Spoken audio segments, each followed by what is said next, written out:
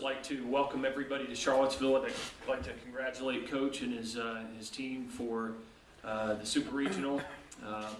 We'd like to welcome the Mississippi State fans and administration and all the media to Charlottesville. I think you'll find that our people here in Charlottesville and the university will be very hospitable. I think our fans will show good sportsmanship, and it'll be a great weekend of baseball here. Our team is looking forward to this. We played pretty good baseball last weekend. I've been playing pretty solid baseball all year long. I know that we have a tremendous opponent this weekend in Mississippi State.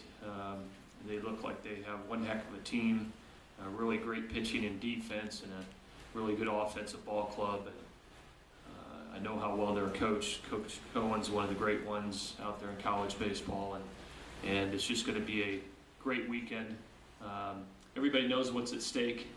You know, you win here, you advance on. Everybody's great this time of the year, and we're just happy that we could be playing in a Super Regional and happy to have the opportunity. Coach Cohen. Yeah, I just want to echo.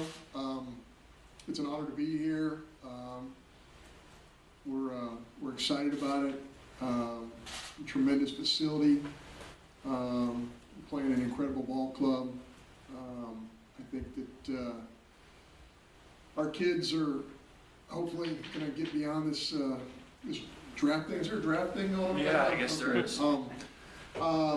So hopefully that'll be in the rearview mirror for us. But we feel like we've had great preparation this week, and again, I think there's an excitement. We all do know what's on the line here, and when you get to this level, you get to the last 16, there's a lot of similarities among all the clubs. All the clubs are very, very well coached, and you know, obviously being on the road, you have to get used to your surroundings in a hurry. And I've been told that Coach was put in charge of the weather this weekend, so that's a huge relief to me, because last weekend in Starkville, I did not do a great job with that. So again, our kids are excited. They're wanting to play right now, and hopefully we'll have a good weekend. We'll open up to questions. Just raise your hand first, and then give your affiliation. Brian, what are you going to go with pitching class? Brandon Waddell has been our Friday starter all year long. He will start game one tomorrow. Brad Locke, Daily Journal. John, I know Kendall said it's confirmed he's going to start tomorrow. Do you have any thoughts on beyond him, who might start the other games? Yeah, I don't have any thoughts beyond him.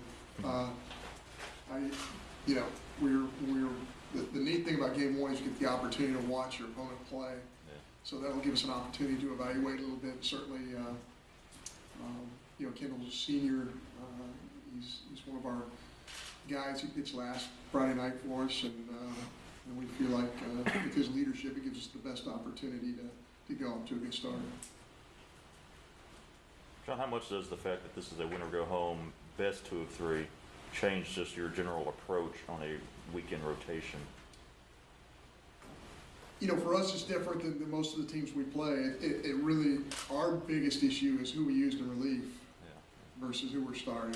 I think the numbers bear that out. So it's a little bit bigger consideration for us. But again, getting the opportunity to see a really, really good Virginia club play against us, we're going to get the chance to evaluate that lineup and see who might match up in game 2 the best as a starter. Brian, speaking to that, obviously your lineup has done really well against bullpens this year. Will this be the biggest challenge, with their side and their bullpen, and with a really good closer there too? Well, there's no question. I feel like we faced a couple of clubs this year that had really good bullpens. North Carolina being one of them. NC State's got a pretty good pen, and so does Florida State. But you look at the numbers and Mississippi State and their bullpen. They're pretty remarkable, and it's just not one guy. They're using 6 or 8 that are really good, have been really consistent for them all year long. In all the games that I've watched on television over the last 4 or 5 days, they look like they can match up as good as anybody. certainly, that we've played this year. And so, you know, they're not only can match up well, they've got talent. They've got guys that with good arms, but guys that can also do some things situationally. So it's impressive, and I know that's a big part of what has gotten to them to this part from a pitching standpoint. And it's a big part of where we've been this year. You know, we've had 21 come from behind victories. This year that looks like on paper that would be a little bit more challenging to do this weekend. But we're also pretty proud of what our bullpen's done, and we've been pretty good at the end of games too. So from that standpoint, I think there's a lot of similarities between the two clubs. John, just kind of along that same point, a team that's known for scoring late in the game, and obviously that, I guess it looks like that plays into your strength, but how much concern is that too? Yeah, when you look at Virginia's offensive numbers, they have old numbers, meaning like pre changing of the bat numbers. You know, they really swung the bat well, and they've done it well situationally. You know, when you watch them play on TV and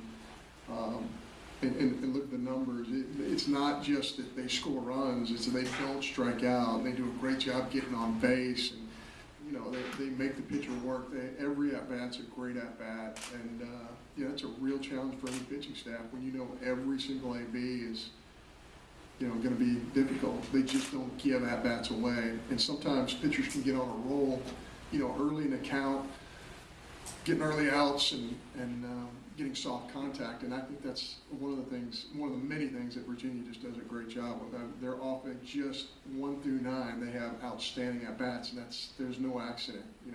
That's why they have great numbers, and that's why they won 50 ball games.